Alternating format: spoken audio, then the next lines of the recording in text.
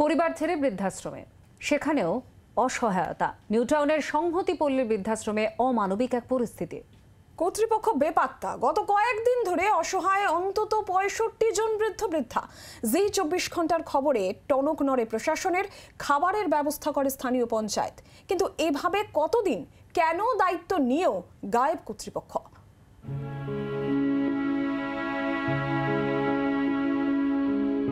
এখানে সেখানে ডাই হয়ে থাকা আবর্জনা, নোংরা রান্নাঘর, বাসন। খাবার নেই, কেউ দেখার নেই। শেষ বয়সে একটু শান্তিতে থাকার জন্য, একটু ভালো পরিষেবা পাওয়ার জন্য, একটু ভালো খাওয়া দাওয়া সেখানে করার জন্যে, সেই কারণেই কিন্তু এখানে আসায় লক্ষ লক্ষ টাকা দিয়ে তারা এখানে রয়েছেন। কিন্তু এখানকার যে পরিষেবা, সেই পরিষেবা নিয়ে রীতিমতো ক্ষুব্ধ এখানকার আবাসিকরা।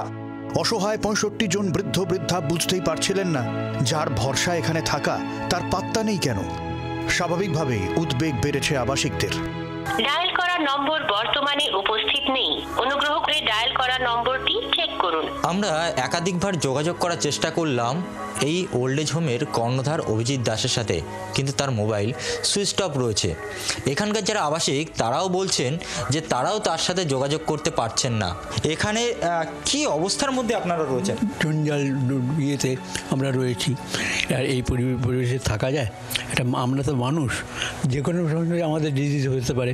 এখানে বহু আবাসিক রয়েছে যারা এককালীন প্রায় কেউ ১০ লাখ, কেউ ১২ লাখ, কেউ ১৫ লাখ এরকম টাকা পয়সা তারা দিয়েছেন এবং থাকার এখানে কিন্তু ব্যবস্থা করেছেন। কিন্তু অনেকেই আছেন যারা মান্থলি এখানে টাকা দিয়ে তারা এখানে থাকেন, কিন্তু সেখানে দাঁড়িয়ে তাদের বক্তব্য যে তারা টাকা দিচ্ছেন, কিন্তু টাকা দেওয়ার পরেও কিন্তু কোনো রকম পরিষেবা পাচ্ছেন না। ৫ মাস এখানে এসেছে, শুধু সিদ্ধ ভাত খেয়েছে, আর এখন একদমই খাওয়া বন্ধ করে দিয়ে দিয়েছে।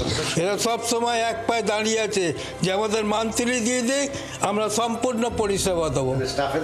স্টাফেদের কথা, অ্যাটেন্ডেন্সের কথা আমি বলছি, কিন্তু এদের মান্থলি দেয় না, এরা পরিষেবা বন্ধ করতে হবে। মালিক যে অভিজিৎ, সে দেখা করে না, কিছু না, কোনো কথা বলে না, কিছু না।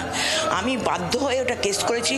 এই টাকাটা যদি আমি শুধু টাকাটা পাওয়ার জন্য আমি বসে আছি, আমার এদের মতো আমার থাকার কোনো ইচ্ছে নেই। কোনো পরিষ্কার পরিচ্ছন্নতা নেই, ঝাড় নেই, কোনো সমস্যা এগুলোই। লিফট নেই, জলও থাকে না।